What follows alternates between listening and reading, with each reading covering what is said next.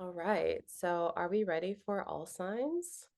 I think we might be. All right. So I am going to pull up my Astro Gold, and here we are.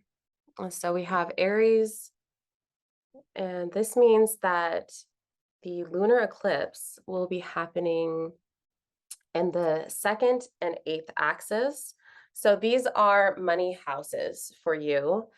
And one of the elements that we were talking about, one second, there we go. Not sure what was going on with the computer there. One of the elements that Tabitha and I were talking about in one of our meetings is this concept that the eclipses themselves, this means that it's like a super full moon energy, and the moon's light in the sky will be blocked by the earth at this time because it is a point, it is a astronomical point that these nodes are. And I just want to also note that Taurus is the exaltation of the moon. So this is positive for the moon's placement and how she feels in this sign. But what we're seeing here with this eclipse is that is others and other people's money, maybe taxes and that form, blocking out your entrepreneurial or the flow of money that's coming in? Is there a change, second house, of how you express yourself? Because the second house actually is the voice. So the loss of voice is also another element. And I would love Mhm. Tabitha, your input on what Yeah. we can do for Aries, because this is in the place of change and voice and vocation. Well, and then also, just for our people who are maybe just now getting into this, the eighth house being what Callie was referencing earlier in terms of other people's money.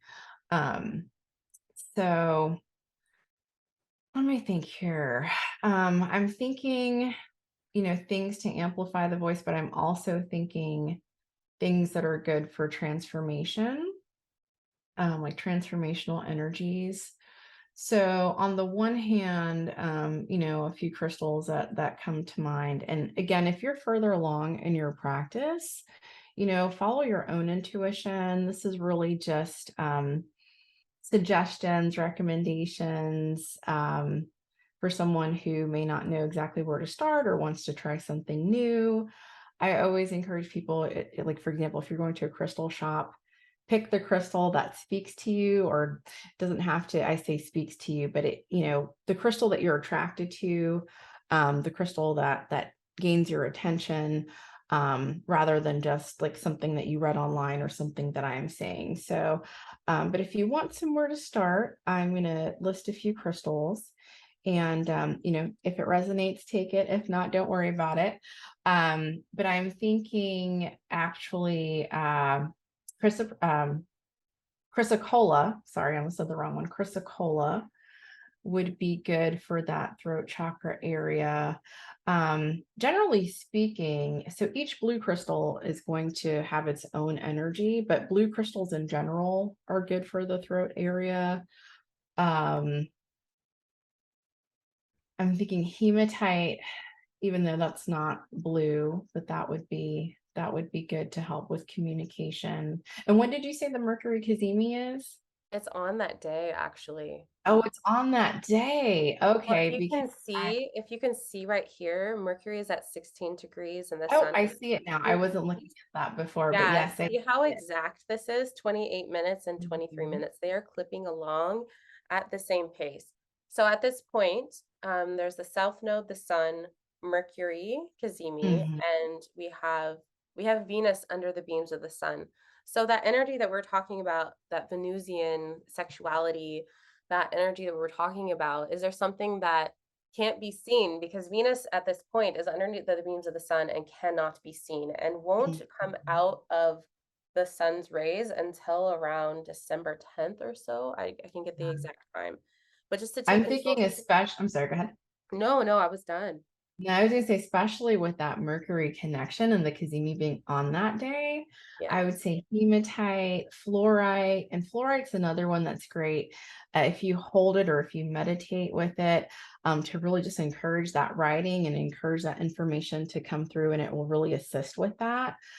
Which then also, helps to amplify the voice, because you're getting the thoughts out of your head, very mercurial, and onto paper, and being able to express yourself, because the throat's not just about like vocal expression. It's about just expression in various ways, whether that's art, whether that's writing. So various forms of expression. So I would say fluorite, any color of fluorite, rainbow fluorite. There's just so many different types of fluorite, but fluorite, hematite, chrysocolla, and then maybe some of these like transformational, like oils that assist with transformation would be good.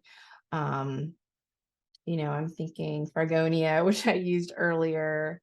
Actually, both of these that I used earlier, the Artemisia, the Fragonia, the frankincense, those are all like great plants to work with for transformational energies.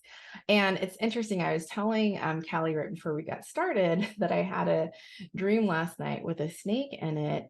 And so if you have a practice of meditating with animal spirits or animal energies, snake medicine, really that whole idea of death, rebirth, and transformation, and shedding that skin, and really coming into the next phase, completion of a cycle and starting something new.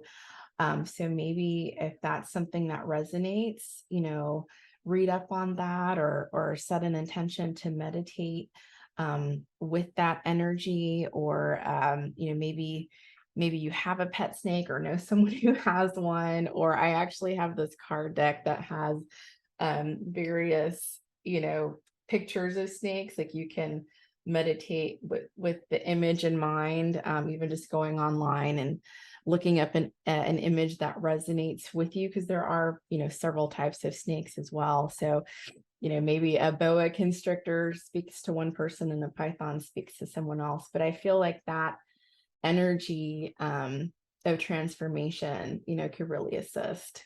Absolutely. And I was wondering if you're called to any particular deck for Aries for this lunar eclipse, if you'd like to pull a card. Oh, well, you know what? I say, since we just had this one in hand, let's just go with it. All right, I let's see do what have a Aries few has. decks surrounding me at the moment, so we can see what comes up for different signs using different decks. But just to kind of stick with the theme for a moment, since we just spoke to it.